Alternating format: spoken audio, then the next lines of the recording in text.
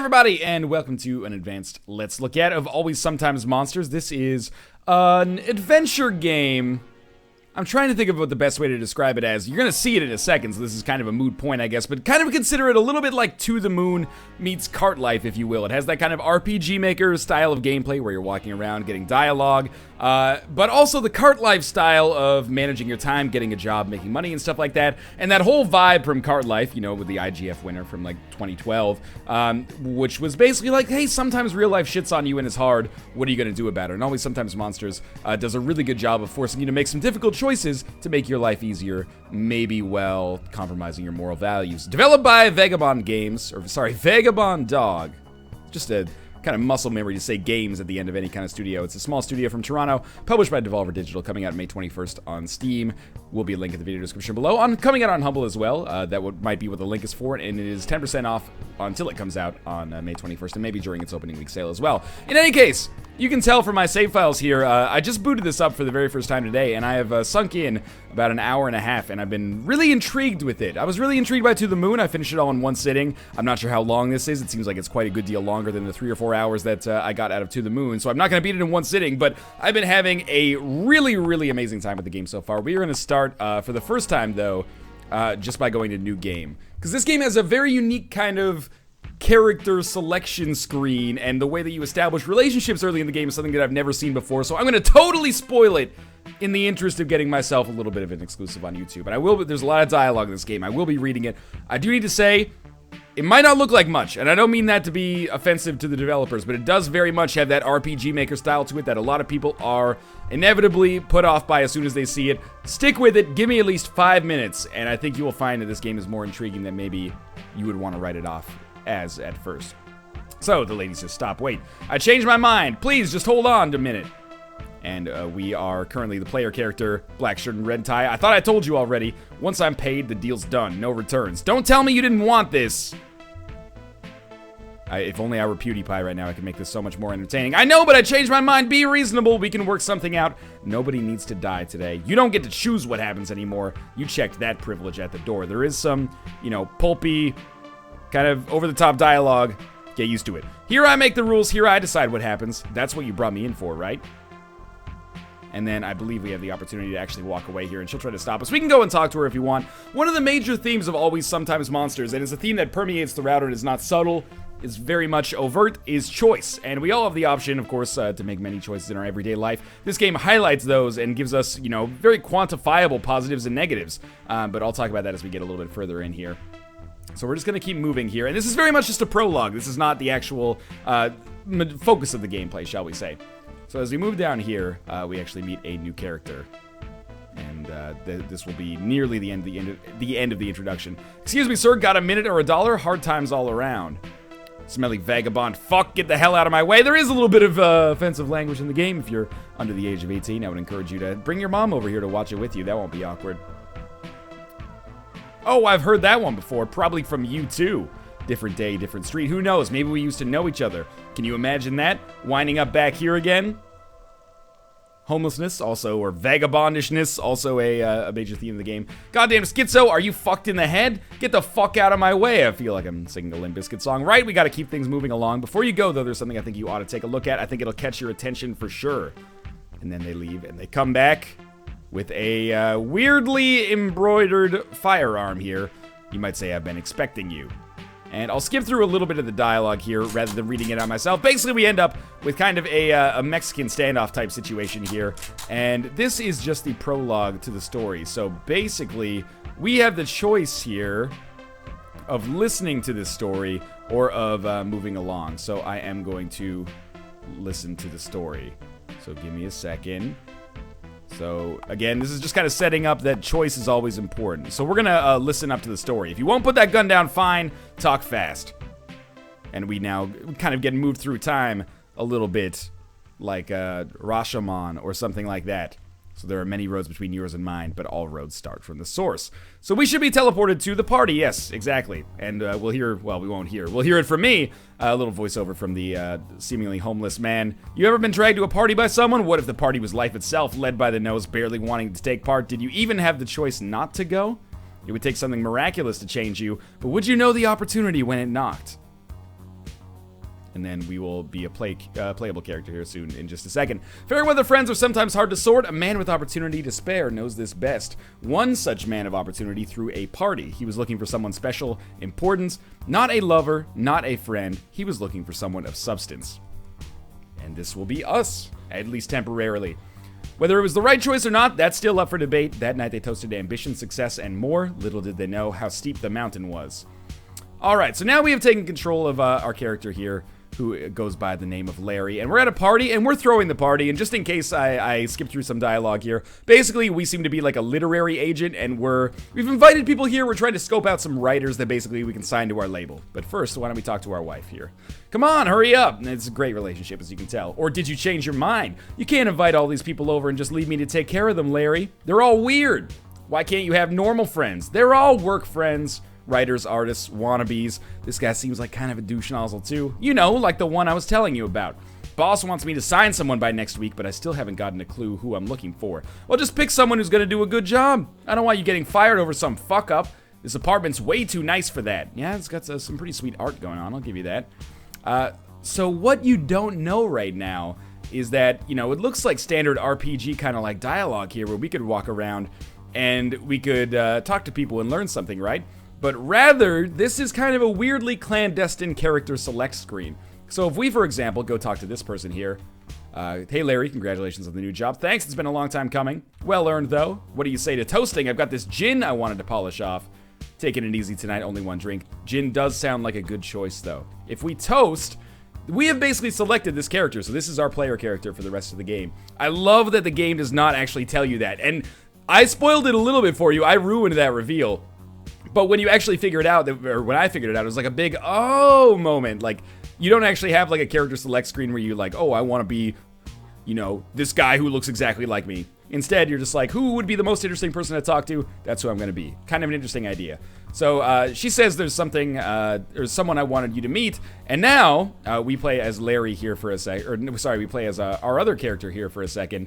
I can walk out on the balcony and basically do exactly the same thing. I can choose my mate. So again, they don't really tell you this like legitimately when you get started, but I could walk out here and perhaps talk to this person right here. Hey, did you get a chance to talk to Larry yet? Yeah, I just spoke to him, and I can say either he's waiting on me or he's waiting on us. And he's waiting on me is basically like, I saw you, maybe I don't want you to be my mate for now as a player. I gotta go though, he's waiting on me. Or we can't do it with the dog, unfortunately. It'll bark at us though.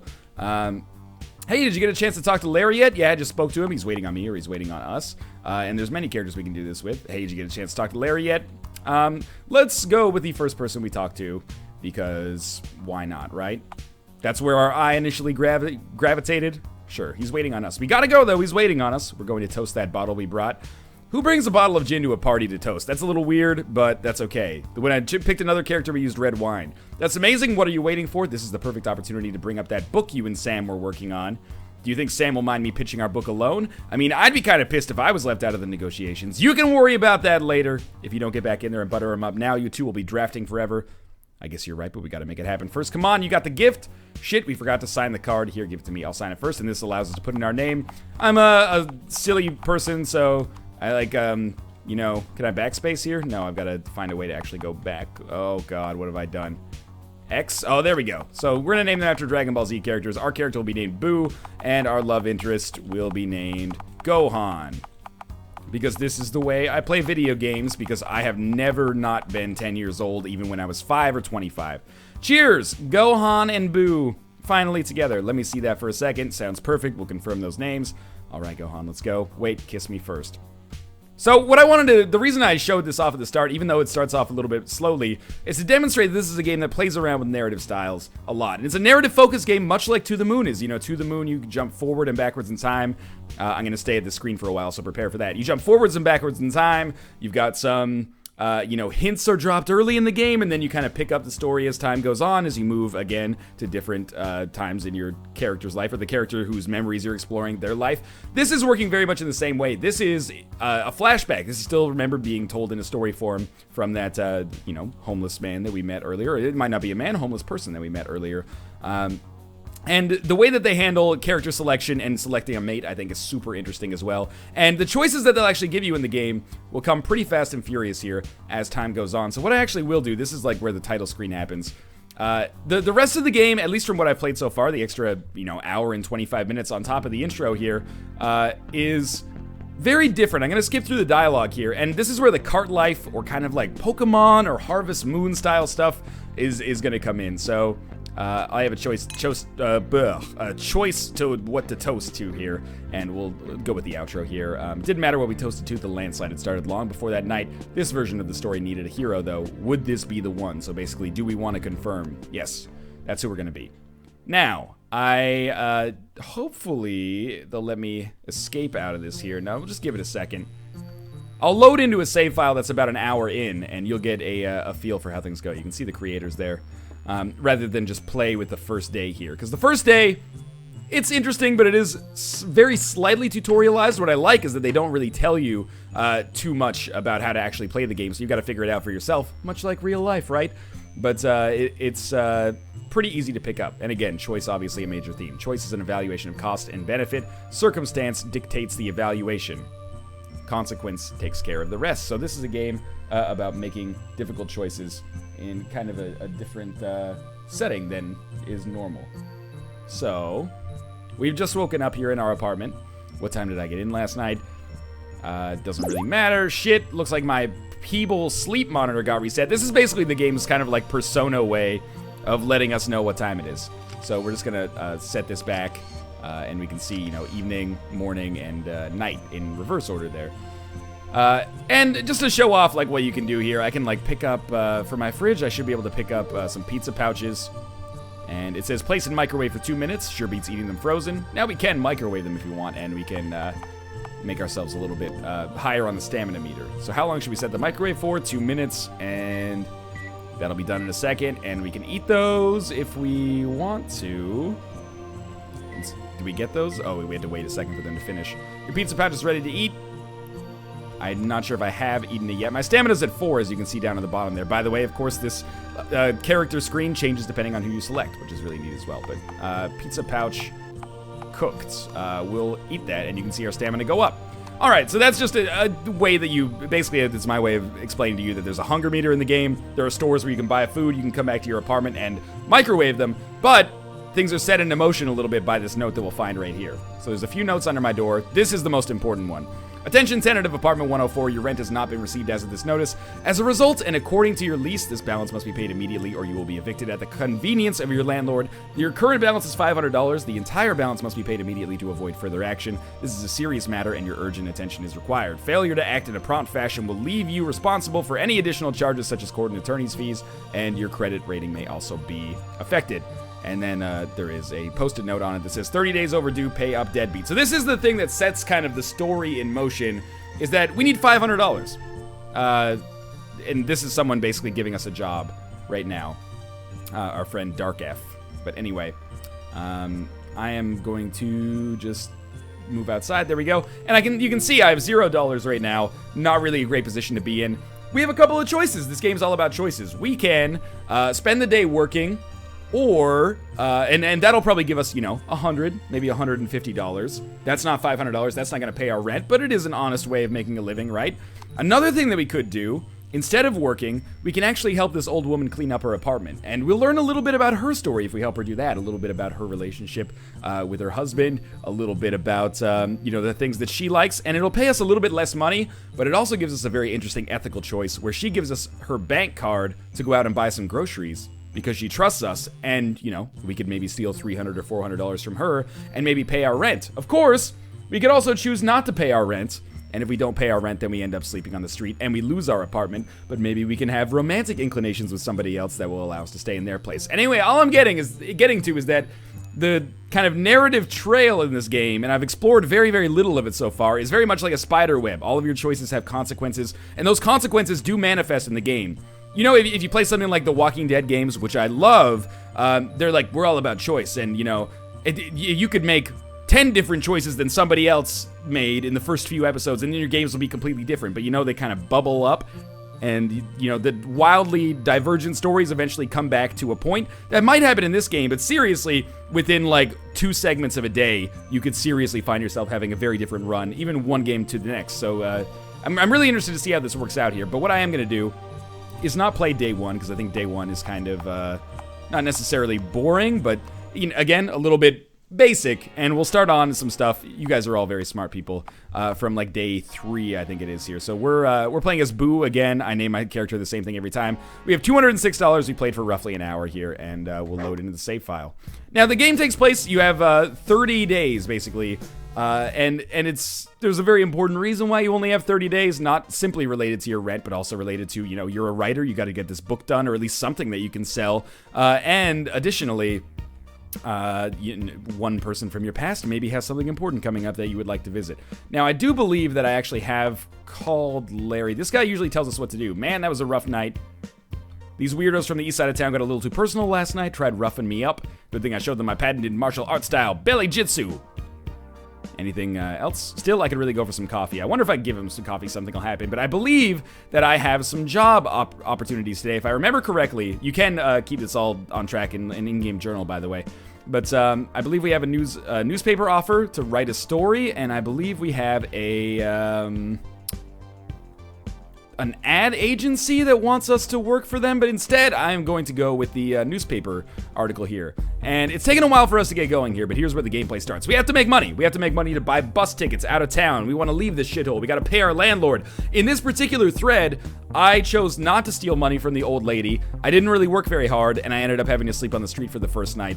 But as a result of how I behaved towards my landlord, is that me over there? My landlord actually ended up changing the locks, so I can't get back into my apartment, and it's going to cost $5,000 to get him to change the locks back. So he's probably not going to be getting that money anytime soon. So basically, we're getting a job offer here. I just want to talk to this person over here because it looks remarkably like me. Hi, I'm TV's Reeve Stilly. No time to talk as I have many stories to file. Be sure to watch me on TV, though. I don't know if that's a reference to some maybe Torontonian reporter or something. If so, that's pretty funny. So, Patrick's office. Patrick! Yes, Mr. Bubbles. You're a hungry Mr. Bubbles, aren't you? He's not talking to me. Sorry, I was in my own little world. I find feeding my fish very relaxing. That's nice, I suppose. I'm here about a freelancing job. A guy named Larry should have called about me. Obviously, we need money for things like rent. If we can get like a rented room or something like that. We need money for food because our stamina meter will go down without it, and we'll starve, and our character will complain about being hungry. We need money for various other things as well. Like, again, getting out of this town, which is our eventual goal. Ah, yes, I was expecting you. Boo, is it? We need someone to do a story on the press conference happening down at the movie theater. The Sunny Entertainment Company is announcing something big today. Rumor has it they're opening a new theater in town, and we need to be on top of it. We need total coverage. All right, what do I have to do? You'll have to go down and attend the conference, get all the details from the announcement, and find out what's going on. I really feel like I should be doing like a newsy voice here. There's a chap named Aaron there. He's the public relations director for the company. I don't know if that's even a good newsy voice at all. He'll probably be giving you a long spiel about the development. If you know what I mean. I've been in this business long enough to know a huckster when I see one, so don't take his word for everything. You're a reporter, damn it. Get all the facts for the story, return here, and get it filed at any one of the terminals in the main office. We'll run it in tomorrow's edition. I'll pay you out first thing tomorrow after it prints. Gig pays 10 cents per word, so you'll get $100 for the piece. So what do you say, kid? You want the job? I'm on the job. All right. So we'll just move down there. This is actually a really interesting, I'm skipping over some comedic dialogue here, but again, this is a critical video, at least like a pseudo first impression style review type thing. If you want a Let's Play, I'm sure in 3 weeks you'll be able to find lots of Let's Plays. I won't be Let's Playing it personally because I think it's one of those things that should be experienced firsthand if you want to experience it, but your mileage may vary and you might be okay with that. And that's totally cool too. This is actually a really cool scene. We need to get to the movie theater here, and there we go, because there's a lot of game journalists that are actually not necessarily lampooned, but at least mentioned in this. So this is the PR guy. So that's how we secured our position as the #1 source for quality entertainment nationwide. Oh, looks like they started without me. Which brings me to our big announcement. In just a few days, we'll begin construction on a brand new, state-of-the-art, multi-screen megaplex right here in the heart of Dubstown, which is where we live right now. This venue will be the largest in the entire country and will support the latest in high-quality film projection techniques. Ladies and gentlemen, this beloved but aging theater is about to get a real facelift as we jettison into the future of film. Sounds violent. Okay, so we have some questions that will come out of the audience here. See if you can't pick out who the game journalists are as we get into the question period here. Probably should be pretty easy. All right, not everyone at once. You with the poofy hair. This is Byron Crescent with Polyhedron Online. Obviously, that's Brian Crescente. Can you comment on the trend of your theaters increasing the price of popcorn every year? Excellent question, Byron. Well, our company has always strived to deliver the most cost-efficient theater experience for our millions of loyal customers. Prices do change. Over the years, a few of our concession items have had slight price increases, but only as a means of counteracting inflation. We take immense pride in offering our customers a value and experience that continues to surpass that of all our competitors. Who's next? Probably one of the more recognizable faces on here. You over there with the sunglasses. All right, hello, chap. James Starling with Escapism Quarterly. Obviously, it's Jim Sterling. Several of your competitors have begun offering their movies in full 3D. Does Sunny have any plans to follow suit? Great question, James. I'm happy to announce that this new Megaplex will be the first of our venues to offer this exciting new option for moviegoers. We've already slated our first 3D film, the horror extravaganza Slasherman 4, for our opening weekend. You can pre-order tickets starting next week. Looks like we got time for one more. Yes, you man with the notepad.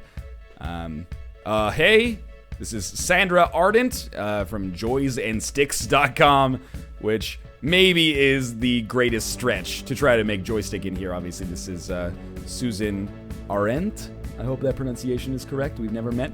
Can you comment on the proposed location of this new development? There's been some negative speculation about where this new theater is going to be built, and none of your representatives have commented yet. Could you please clear up for us exactly where you guys are planning to build this thing? I assure you most of the contention to our plans has come from a very small vocal minority with some very radical and dangerous socialist ideologies. Our location is currently a rundown blight on this city, and we believe that this theater will help both our local community and economy. We are about to experience, I realize that a lot of this video, I don't know if there's a better way around it, but a lot of this video has just been me reading dialogue.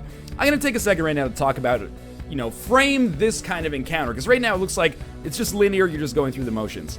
Basically, we're at this press conference. After we finish the press conference, we'll be talking to the PR person. He'll give us a couple choices. We can maybe get some preferential treatment from him, see a movie that hasn't come out yet, or we can go in with the rest of the, the proles into the other theater and watch a movie that's already out and report on that. And then he'll try to bribe us. So we can either go with him, or we can not go with him, and we can accept his bribe or not accept his bribe. Remember, it's not a very easy choice because we need money to make our character better off. And it actually feels like, that money makes our lives easier as players too, which I think the game does a pretty good job of. Because otherwise you have to do kind of like menial tasks in order to earn more money. But the menial tasks are interesting enough in their own right. Beyond that, this kind of puzzle is wrapped in a slightly larger puzzle of actually reporting on the story. When we report on the story, we'll have the option to write a balanced piece or a overly negative piece, which will affect the way that this person feels about us, or an overly positive piece, which will affect how our editor feels about us. Beyond that, if we write a negative piece about the movie theater, there's people in town that work for this or volunteer for this organization that doesn't want the new theater because it's going to cause their apartment building to be torn down. If we write a positive piece, they're unfortunately going to be displaced from their apartment building. So there's all sorts of consequences for each choice, and that's what I wanted to outline here, rather than just having me, reciting dialogue over and over and over. And this is what the game's very good at. And it's kind of hard to show off in a video, but I hope that you'll take my word for it. In fact, after the papers are signed tomorrow, we will be underway to offer many new employment opportunities right here in Dubstown. All right, so it's time to watch a movie. So we have the choice here. We're not necessarily dressed as a reporter might want to be dressed, but that's okay. So we're at the Daily New Times, and we basically have the option, if you give me a second here, to either take preferential treatment or don't take preferential treatment. We're gonna watch the new movie and make preferential treatment. Basically, he's showing up us the brand new Marvel movie for this year. We're gonna walk in with him, and then we'll talk about it afterwards. And now, when I did this the first time, I was an ethical journalist. I did go see the new movie because who could pass that up? But when he offered me a bribe, I didn't take it.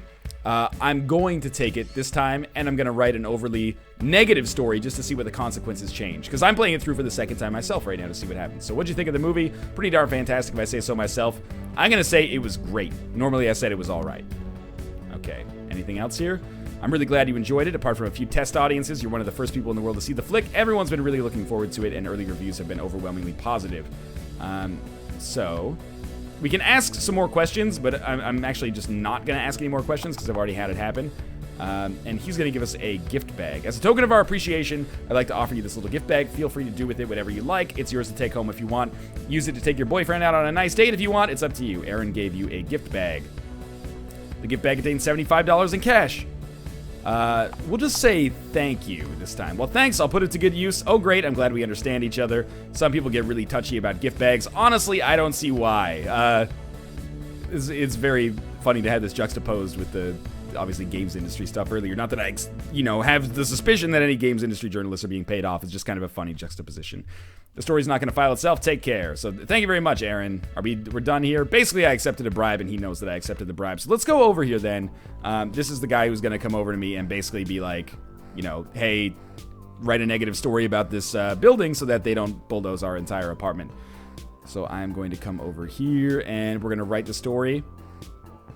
And in doing so, world map, very easy to navigate. If you get lost, there is the guy with the red sweatshirt, who tells you where to go most of the time. So we're just going to sit down in a terminal and write this story quickly. So, let's start writing. First things first, I need a catchy headline. I think I'm going to write a super negative story just to see what happens. Because, I wrote a balanced story last time, and then the people in the apartment building that was going to be bulldozed to make room for the theater got pretty mad at me because their apartment building got bulldozed to make room for the theater. So...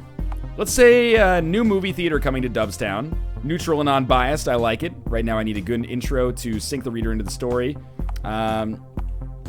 Slasher Man 4 debuting in Dubstown would just be inaccurate. But I'm going to say a press conference today announced. So that's just the facts, no arguing about that. Now flesh it out with a few more details. Let's say popcorn prices are on the rise. Speculation about the prices of popcorn and other concessions on the rise have proven accurate, as confirmed by a Sony... maybe it is supposed to be Sony, public relations manager. These price changes are in accordance with the company's policy to adjust for inflation. I think that gets the gist across. Now all I need is a conclusion. Let's go with upsets vocal minority. And that should be a decent story. So, I should find myself some food while I can. Don't want to walk around on an empty stomach. Basically, we'll finish one whole day here. This is now going to be night of day 2. So we finish our work. And as a result of finishing our work, I should be able to get some food. How's my stamina looking right now? 2 bars. So we'll go to like a burger bar and we'll buy a bacon bomb for $30 if I have the money. Bacon barn. I'm going to ignore... you can invest in the sandwich stock market, basically. I'm just going to ignore this stuff for now because otherwise it would be too dense for a single video, I think. So we'll just skip through the dialogue here and we'll talk to... our burger chef here. So we have a little bit of money here, $281. It's actually pretty good. We're gonna buy a bacon bomb, which is the thing that gives us the best kind of stamina gain, and I can afford it, so why not? And we'll get, there we go. Roughly up to about half stamina. We could eat another sandwich as well. Why not do that right now? It doesn't really heal us all that much. And then we basically have to find a place to stay. And what we can do, we can't get back into our apartment. What I can do is actually sleep out here on a mattress if I want to, and we'll write another page in our journal as well. And sometimes when you sleep, you get some interesting kind of flashback stories as well.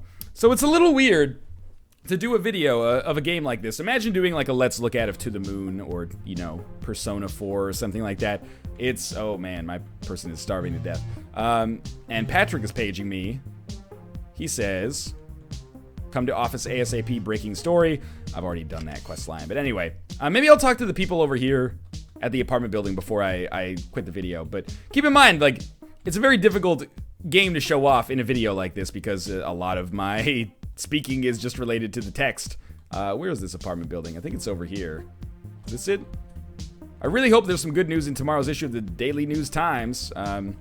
Door appears to be locked. So this is the building that would be demolished. Anyway, yeah, it's very difficult to do a video of a game like this, but I hope I did at least some justice. Gave you an idea of what it's like. The cart life mixed with To the Moon comparison is totally accurate. This is not a game that I think is going to be for everybody, but it tackles real issues. It's, not dystopian necessarily, but it showcases that, life's not always about sunshine, roses, and...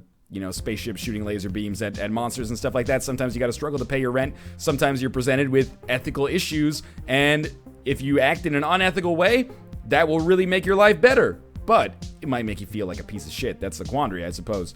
And it does a really good job of this, and it's been very engaging so far, and the consequences for your actions are tangible and usually pretty easily seen. I have never gone over to this hole in the fence, actually. That scares the crap out of me. But yeah, I've really enjoyed my time with Always Sometimes Monsters so far. Development, I have to imagine, is coming very close to the end, considering that it is coming out in 3 weeks, May 21st, again, on Steam and Humble. There will be a link in the video description below if you want to pre-order it for 10% off. As always, I do recommend waiting for actual more people to be talking about the game. Don't just take my word for it. It always is prudent to check out what other people are saying about a game as well, use multiple sources, and I'm sure in all likelihood it'll be 10% off during its opening week sale as well, so there's not necessarily any rush, but if you're so convinced that you want to pick it up already, you absolutely can do so. But for now, thanks for watching. I hope you enjoyed the episode. Really, really impressed with this game. Really excited to finish it, hopefully over the course of the next few weeks before it comes out so I can talk more about it.